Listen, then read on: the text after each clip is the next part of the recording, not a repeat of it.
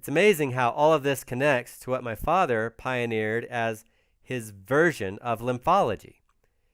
It's what the Native Americans have called the Great White Bloodstream.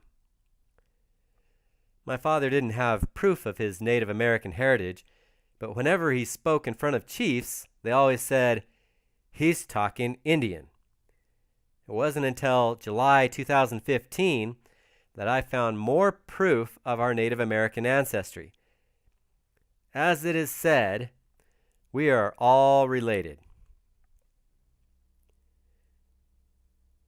Thanks to PubMed.gov, I've found some extra articles published by Dr. H.S. Mayerson. Dr. Hymen Samuel Mayerson, as featured in the Zero Disease class, was on my father's advisor board until he died. He was also a member of several medical boards and committees.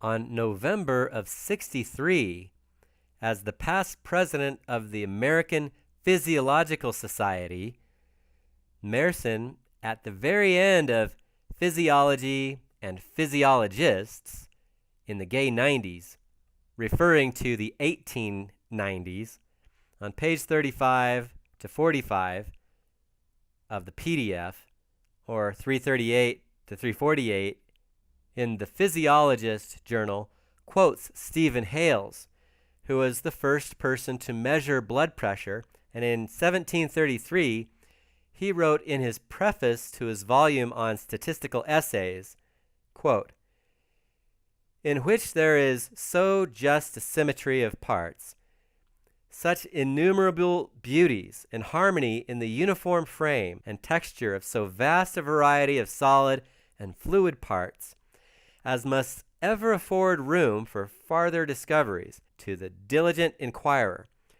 and thereby yield fresh instances to illustrate the wisdom of the divine architect. The traces which are so plain to be seen in everything, that the psalmist had good reason to call him a fool, who could be so senseless to say in his heart, 'There is no God,' whose masterly hand is so evident in every part of nature, that if there be any who pretend they cannot see it, it can be no breach of charity to say they are willfully blind and therefore liars." In another article Mayerson wrote, November 1st, 1963, in the American Heart Association journal, Circulation, called On Lymph and Lymphatics, he says, "The amount of lymph returned to the bloodstream via the thoracic duct alone per 24 hours is roughly equivalent to the plasma volume. It is thus obvious that the return of lymph plays an essential role in the maintenance of plasma volume." End of quote. He's also making it obvious that without the subpressure lymphatic vessels, we don't even have a positive pressure in the blood. It's not possible.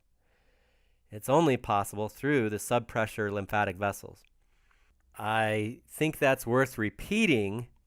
So again, Mayerson's research proved that without the subpressure lymphatic vessels, we don't even have a positive pressure in the blood.